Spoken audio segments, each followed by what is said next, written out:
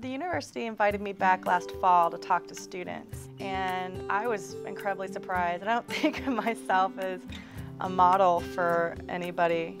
And I remember a student there asked me, well, when did you know that you'd made it? And I said, well, right now, because I'm back at OU talking to students.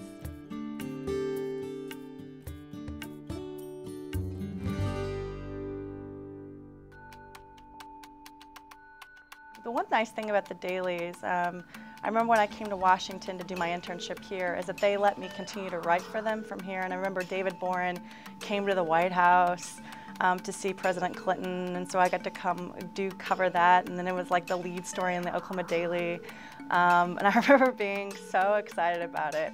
We were asked to take a lot of classes in different fields, in radio and TV, sort of just to give you a good experience, not to just learn how to be a newspaper reporter and that's it. As part of my job, I do radio all the time, I go on TV all the time. You just can't be one kind of reporter, you have to be able to do everything.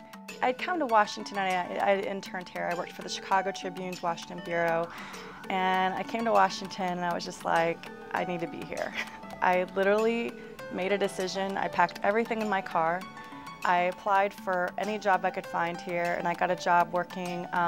It's the Center for Responsive Politics. It covers campaign finance. I did a lot of freelance. I worked for the Washington City paper, for the Oklahoma Gazette. I wrote for Slate. I wrote for Entertainment Weekly. About rap stars and cereal and rap videos. Then a friend of mine was a cat sitter for Eleanor Clift, who's a political columnist here at Newsweek. And I asked him, would you mind passing on my resume? And I got an editorial internship here. So, thank God my friend was a cat sitter, otherwise I would not have my career at Newsweek. I remember shortly after the 2004 campaign was over, my bureau chief at the time brought me into his office and he said, well, we're going to keep you around, and we're going to have you cover the White House. And it was like the first time in Newsweek's history that basically an intern had been promoted to a White House correspondent. And I was beside myself. Hi, I'm Holly Bailey, and I'm proud to be a Sooner. One of my favorite stories was, well, Hurricane Katrina happened. And we were able to recreate a scene of the first time that President Bush actually went to New Orleans, of a fight that occurred on Air Force One between all the local officials down there and the president, involving the local mayor slamming his hand on the table, basically yelling at the president and other federal officials there to do something about what was happening in New Orleans. So that was one of my favorite stories to work on. I felt like it was important.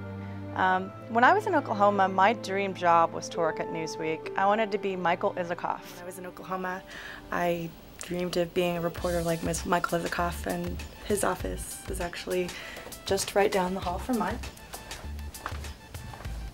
a few feet away. But, my office is a lot cleaner than his office. So whenever I actually got a job at Newsweek, I was in my late 20s and doing the stuff that I thought I wouldn't be doing until much later. And so in some ways I've had a little bit of struggle to think of what next, what to do next. So I hope to look back on my career and just be known for having done solid, good stories that actually told people something about government or whatever it was I was writing about. I want to write stories that make people care about that kind of stuff.